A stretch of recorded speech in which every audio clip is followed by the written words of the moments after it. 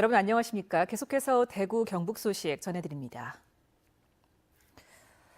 이제 내년이면 대구도 모든 중학교에 무상급식이 도입됩니다. 반가운 소식인데요. 무상급식을 시작으로 학생들이 먹는 음식도 지금보다 더 좋게 만들어야 한다는 목소리가 나옵니다. 이상원 기자가 보도합니다. 무상급식이 되면 학교마다 달랐던 급식 단가가 모두 같아집니다. 학생들의 영양과 건강에 도움이 되도록 급식의 질을 개선할 수 있게 된 겁니다. 중학교의 급식의 질을 높일 수 있는 계기가 되었다고 보고요. 그래서 전면적으로 차별 없이 시행되는 무상급식을 토대로 이제는 급식의 질을 개선할 때가 되었다 이렇게 보여집니다. 대구교육청은 내년 급식비 단가를 올해보다 10% 정도 인상하고 우수한 음식 재료를 제공할 수 있도록 예산 34억 원을 추가로 편성했습니다. 그 좋은 식재료가 쓸 수 있도록 친환경 우수 식재료비를 지원하고 있는데 그 부분을 내년까지는 이제 전체 초중고 전체 학교에 확대를 해서 저희들이 우수한 농산물이 학교 급식에 사용될 수 있도록 할 예정입니다. 신선하고 우수한 식재료를 차질 없이 공급하는 유통망을 만들어야 합니다. 대구와 가까운 농촌과 로컬 푸드 사업을 하는 것도 방법이 될 수 있습니다.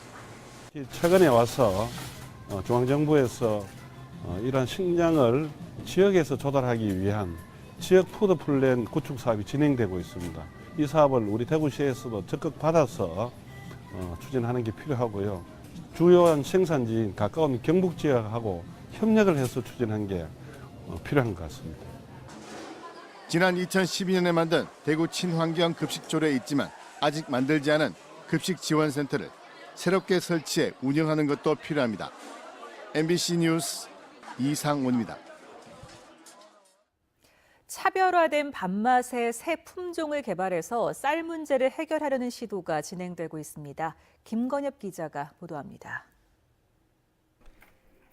밥이 담긴 접시를 받아든 이들의 표정이 진지합니다. 번호마다 다른 쌀로 지은 밥입니다. 밥알을 유심히 보고 또 먹고 향을 맡으며 기록합니다. 소비자들로 구성된 밥맛 평가단입니다. 그게 윤기도 굉장히 좋았고 약간 향도 났었어요.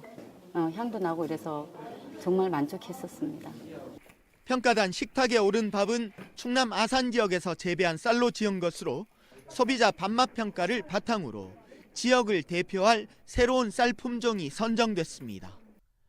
경기도 이천에 이어 두 번째 시도인데 쌀 주산지인 경북에서도 소비자 입맛에 맞는 품종을 개발해 대표 쌀 브랜드로 육성하는 전략이 필요합니다. 주 재배 품종이 전국적으로도 많이 재배되고 있는 것이기 때문에 의성 쌀만의 독특한 맛이 필요한 상황입니다.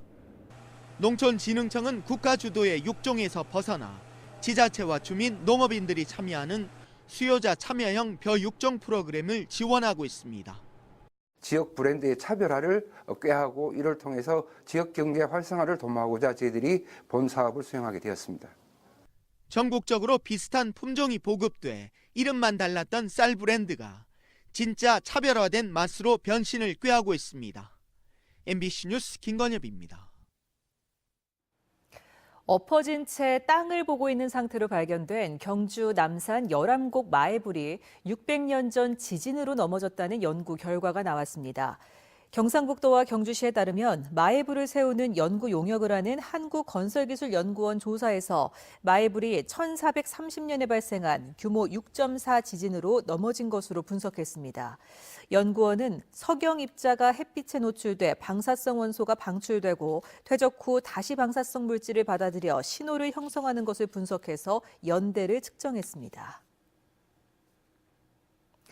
경찰이 가벼운 범죄를 저지른 사람을 심사해서 처벌을 낮췄습니다. 구미경찰서는 올해 발생한 경미범죄 41건을 경미범죄 심사를 통해 형사 입건한 26건은 즉결 심판으로, 즉결 심판에 넘긴 15건은 훈방으로 각각 처벌 수위를 낮췄습니다. 구미경찰서는 2016년에 경미범죄 21건 가운데 19건을, 지난해는 43건 가운데 41건을 감경했습니다. 경미범죄심사제는 피해가 작고 비난 가능성이 낮은 범죄자를 선처해서 전과자로 만들지 말자는 취지에서 도입했고 경찰서장과 변호사, 교수 등 6명이 심사를 통해 결정합니다. 대구교육청은 모바일 대학 진학 상담 시스템인 대구진학 꿈나비를 구축해 운영하고 있습니다.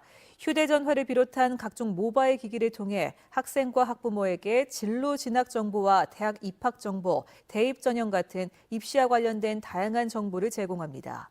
진학 지도에 풍부한 경험과 전문성을 갖춘 한국대학교육협의회 소속의 대구 지역 교사들이 실시간 온라인으로 상담도 해줍니다. 내일 오전 8시부터 방송하는 대구 MBC TV토론 시사톡톡은 최근 높은 난도로 출제돼 논란을 빚고 있는 대학 수학능력시험의 제도를 분석합니다.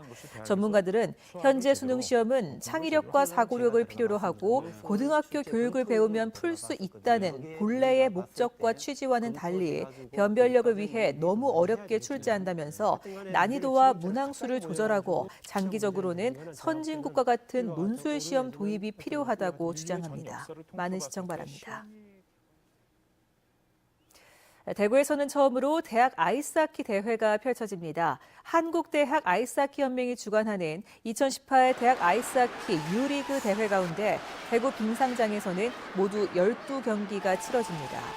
모두 5개 학교가 참가한 이번 대회는 풀리그 방식으로 치러지며 오늘도 대구 빙상장에서 연세대와 경희대, 고려대와 광운대의 경기가 이어졌습니다.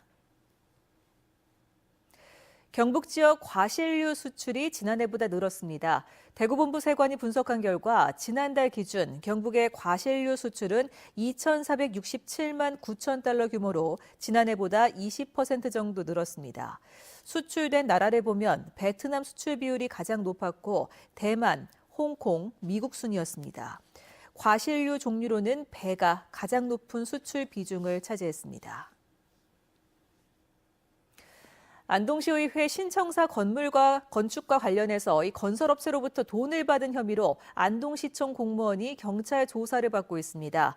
안동경찰서에 따르면 안동시청 공무원 A씨는 지난 3월 시의회 신청사 감독으로 자리를 옮긴 뒤 청사를 짓는 원청업체에서 2차례 1,000만 원을 받은 혐의입니다. 안동시의회 신청사는 115억 원을 들여 건립 중이며 다음 달에 완공될 예정입니다. 취업할 수 없는 외국 여성을 유흥주점 접객원으로 고용한 주점업주에게 징역형이 선고됐습니다.